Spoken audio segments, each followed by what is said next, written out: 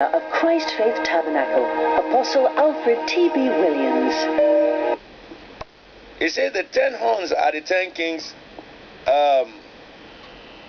He says the 10 horns are the 10 kings who will come from this kingdom. After them another king will arise, different from the earlier ones. He will subdue the 3 kings. Now verse 25 says, he will speak against the Most High and oppress his saints and try to change the set time. He will try to change the set time. He will try to change the laws. The saints will be handed over to him for a time and a half. Now, what we don't really remember about God is this: the way God operates. Leave those 2 verses on the screen. I want to call your attention to some things about God. Now, if you look at from verse 25, just verse 25 and 26, it says he will speak against the Most High and oppress his saints. Now, there is a king that will come. Daniel was saying that God will permit the king to speak against him. He will speak against the Most High. Now, when he says he will speak against the Most High here, it's not saying that he will just be telling people that he is a good God. He will blaspheme against God. He will say everything that God is not. You know, like when false accusation arise against you in your office, sometimes you nag your head for nothing, asking God why. Don't you understand?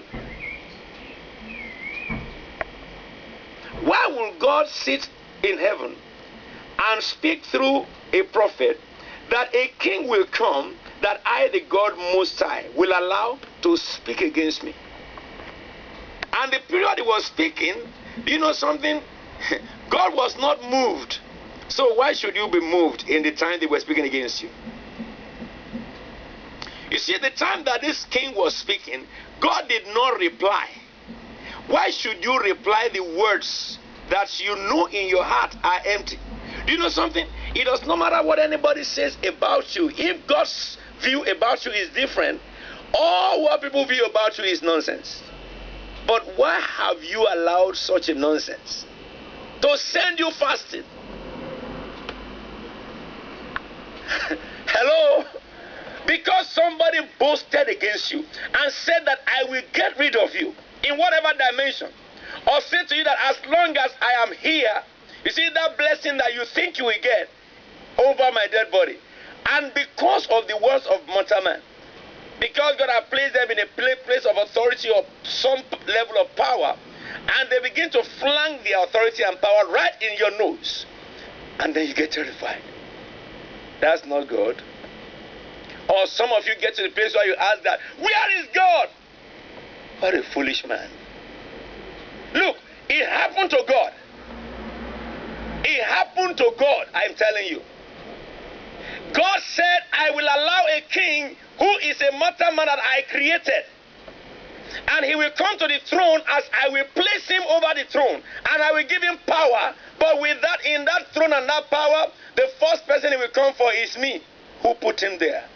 How many times are people that you help to get promotion, after they got there, they removed the ladder for you, so that you won't get there?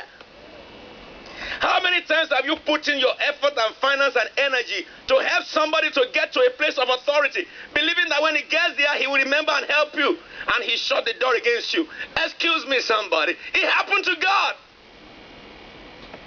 It happened to God. So why should you be disappointed? You know why you are disappointed? You thought you relied upon God, but it is by that situation you should recognize that your confidence was in a man. And the Bible said in Jeremiah, woe is he who has confidence in man. He says, when prosperity comes, he shall not see it. I'm amazed when Ella was reading that prayer, that something to pray to, we should pray about, that God raised a man and put a man and said that man will talk against me and I'll be quiet. It didn't pain God, you know. Because what you had known before shouldn't pain you when it happened. It never pained God. Do you know why God is not moved? He that sits in heaven laughs.